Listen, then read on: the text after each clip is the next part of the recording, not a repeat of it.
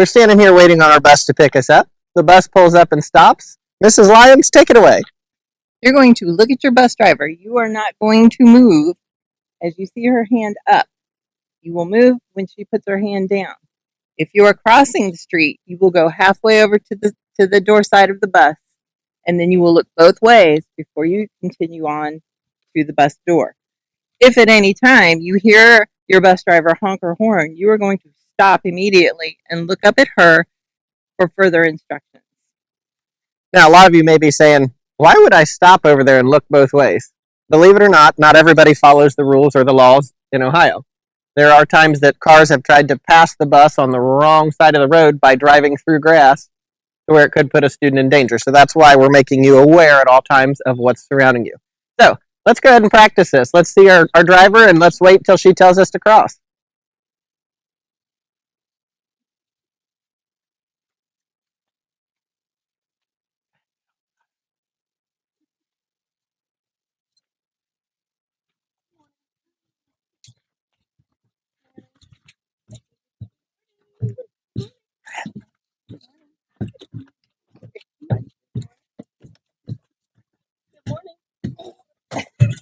Not feeling well?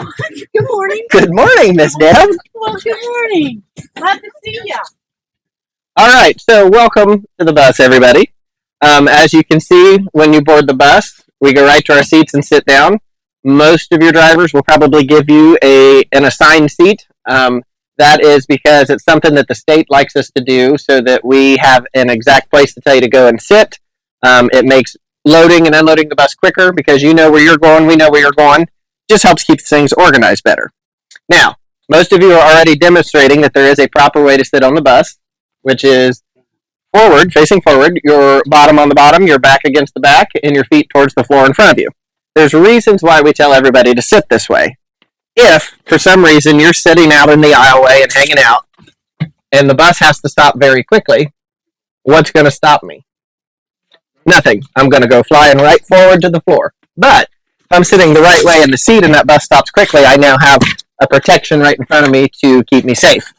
This is basically the seatbelt of the bus. Since we don't have seatbelts on here, this is what's going to keep us safe if we're sitting the right way. When it comes to safe things to do on the bus, we know you carry your book bags, your lunch boxes, everything like that with you. There's two places that you should keep those, either on your back or on your lap. The reason we don't want you just to throw them in the seat or on the floor is because they can slide around. When you go to get off the bus or someone else is getting on the bus, they could trip over it, hurt themselves. So we basically just have to keep track of all of our stuff. Eating, drinking, gum, it's not allowed on buses.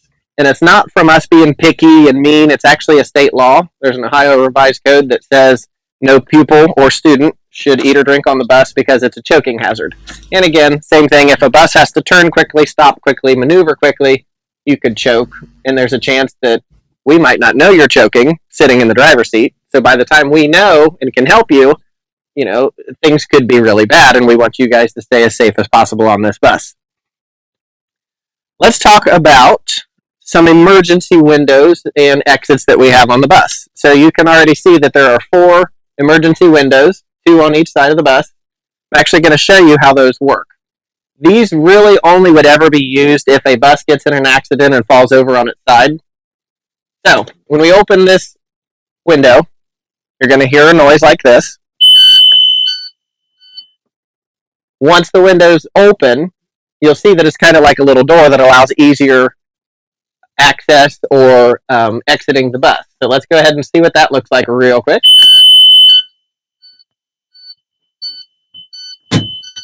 That's just one of many ways that we can get out of the bus in an emergency. The roof hatch, I'm not actually going to demonstrate, but works in a similar fashion. If the bus were to fall on its side, this roof hatch opens completely up like a door, and it's easier to get you out if the bus isn't sitting upright. And of course, the biggest one in the back, the emergency exit back there, opens up fully. When we go to exit the bus, best practice is to squat down low and hop out, or sit on your bottom and scoot out. You never want to jump because these buses are really high off the ground and there's a better chance that you could fall.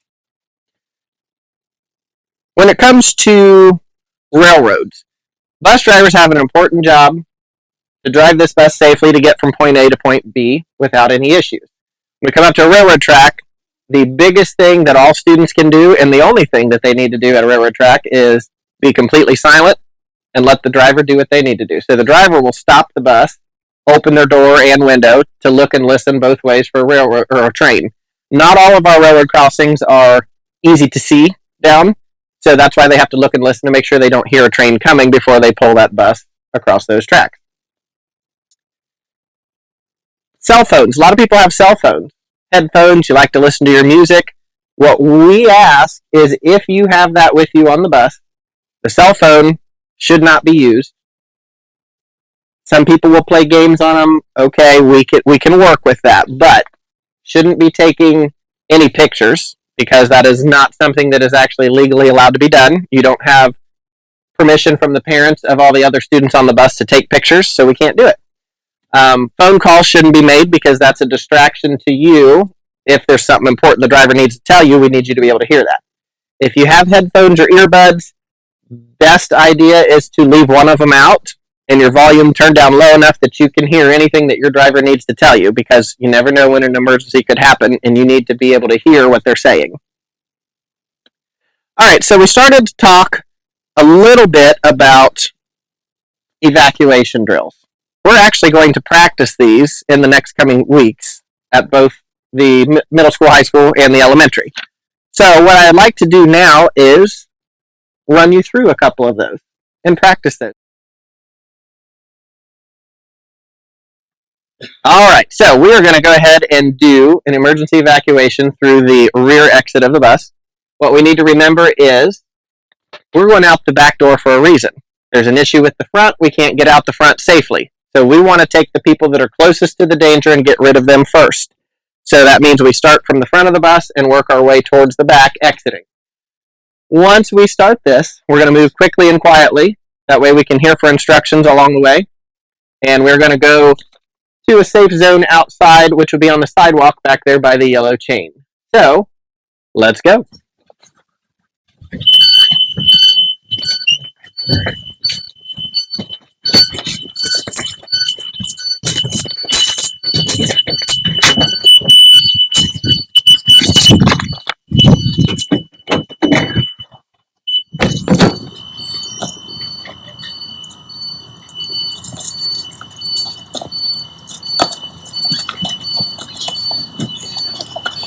Oh, it's hilarious.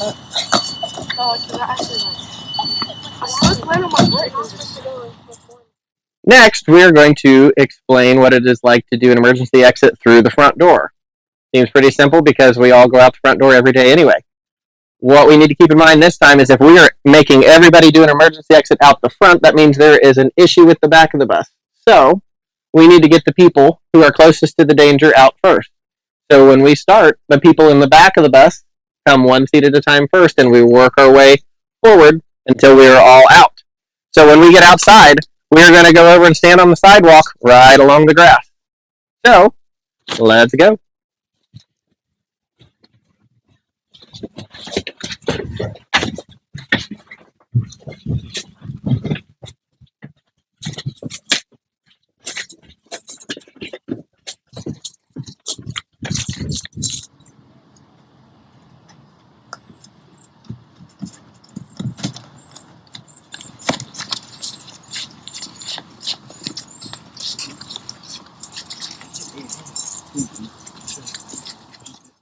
Next, we are going to do the split evacuation drill, which means there's not necessarily any danger in the front of the bus or the back of the bus. We just need to get everybody out of the bus as quickly as possible. So what we will do is we will come to the middle of the bus, divide it in half. Everybody from here forward goes out the front door, starting with you, working our way towards the front one seat at a time. Everybody from here back will go out the back door, starting with you, working our way towards the back one seat at a time. People that are going out the back door, you're going to stand along the sidewalk over there by the yellow chain. People going out the front door, you're going to stand along the sidewalk over there along the grass. Sound good? Let's go.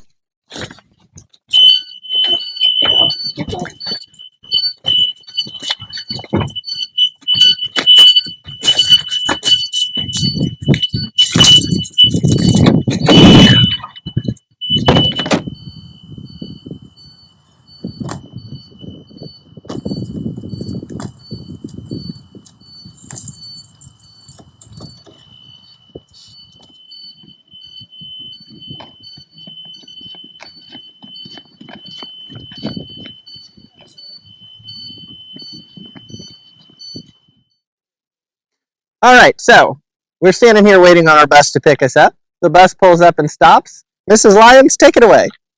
You're going to look at your bus driver. You are not going to move as you see her hand up. You will move when she puts her hand down. If you are crossing the street, you will go halfway over to the door side of the bus, and then you will look both ways before you continue on to the bus door. If at any time you hear your bus driver honk her horn, you are going to stop immediately and look up at her for further instructions. Now, a lot of you may be saying, why would I stop over there and look both ways? Believe it or not everybody follows the rules or the laws in Ohio. There are times that cars have tried to pass the bus on the wrong side of the road by driving through grass to where it could put a student in danger. So that's why we're making you aware at all times of what's surrounding you. So let's go ahead and practice this. Let's see our driver and let's wait till she tells us to cross.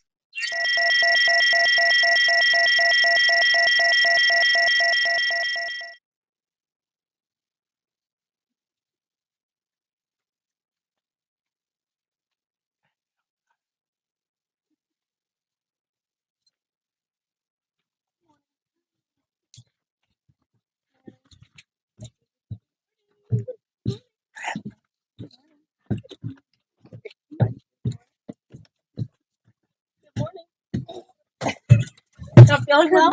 Good morning. Good morning, Miss Deb. Well, good morning. Glad to see ya. Next, we would like to talk about when it is okay to stand up on the bus. Seems like a pretty common sense thing, but if the bus is moving, obviously you don't want to stand up. Even if you're getting close to your bus stop and you're getting excited about getting off, you need to wait until that bus comes to a complete stop before you stand up. You might think the bus is going to stop, or it might not be ready to stop. Anybody not paying attention on the road could accidentally run into the rear of the bus, so you don't want to be standing up until we're ready for you to. That way you don't get pushed over or anything like that.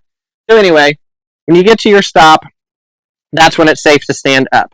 When you go to get off the bus, whether you're staying on the right side of the bus or if you have to cross the street to go to the left side of the bus, you are still going to get off the bus and go stand in your place of safety, which again, your bus driver will tell you where that is if you don't know. And that is a place that is a safe enough distance away from the road on each side to where you will stand. Here's the tricky part. You have to stand in that place of safety and stay there until the bus pulls away. Because what the bus driver is doing is as you are getting off of the bus, they are counting how many people are exiting. Once you are in your place of safety, they are recounting you to make sure everybody has safely made it where they need to go. Then the bus pulls away, and then you may disperse to your house or whatever you do from there. So it's very important to wait until that bus pulls away. Even if it's bad weather outside and it's rainy and it's cold, we're talking maybe 30 seconds tops, if even that. So it won't hurt you to stay in that place of safety. Rain won't hurt you. Cold won't hurt you. We will quickly move on, and then you can go about your day. One more thing I'd like to mention before we exit the bus is conduct and what is expected of you on the bus. And we're actually going to ask Mrs. Denny to speak a little bit on that. Mrs. Denny, on the bus, it's your behavior that is expected to be just like being in a classroom. All right? Same as you are in the classroom, you're to behave the same way on the bus. It's more dangerous, your behavior on the bus, than it is in the classroom. Because I'm driving the bus, and I cannot get up and come back and take care of your situation instantly. Because I'm watching for traffic. So when you're on the bus, you need to be quiet as far as inside voices go, okay? There's no screaming, yelling, hollering from this one seat all the way up to the front of the bus, okay? You'll always have inside voices. You're inside the bus, and your behavior is supposed to be respectful. You're to keep your hands to yourself, just as you are in the classroom. You're not supposed to mess with anyone else's belongings, book bags, lunches, doesn't matter, instruments. Hands to yourself at all times. You don't touch someone and poke them, and you don't make nasty comments. If you can't say something nice, you don't say it at all. Okay? It's very important. All those they don't seem important to you, but it is important to me as a driver, because every little thing, if you don't follow, it affects me as I'm driving the bus, because I'm listening. I can hear you. I'm listening for things that go wrong with the bus. That's why noises. Your noises sound different to me as a driver, and it could sound like something's going wrong with the bus. And I'm always being aware of my surroundings, the cars, the kids, my instrument panel, all the time. I've got all these things that I have to focus on. So your behavior on the school bus is extremely important. Okay? So you need to be mindful of how you act on the bus. Okay. One last thing we are going to do is we are going to exit the bus. So I say if we have maybe 3 or 4 of you, we're going to pretend like we're doing a stop and you're going to go off and just stand on the right side. And then we're going to pretend like we do another stop and the rest of you will get off and listen to Mrs. Lyon's crossing instructions and we'll cross the street. Make sense? All right. So the last thing we have to discuss is getting off the bus. We've got 2 different ways in which that happens.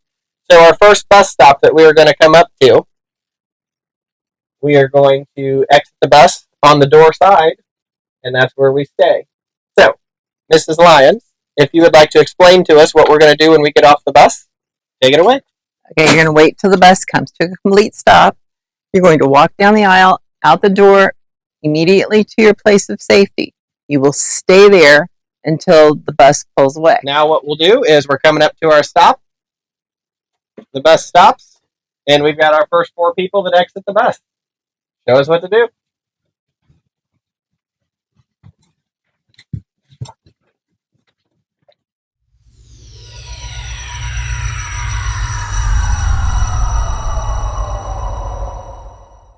Okay, you're going to wait till the bus comes to a complete stop.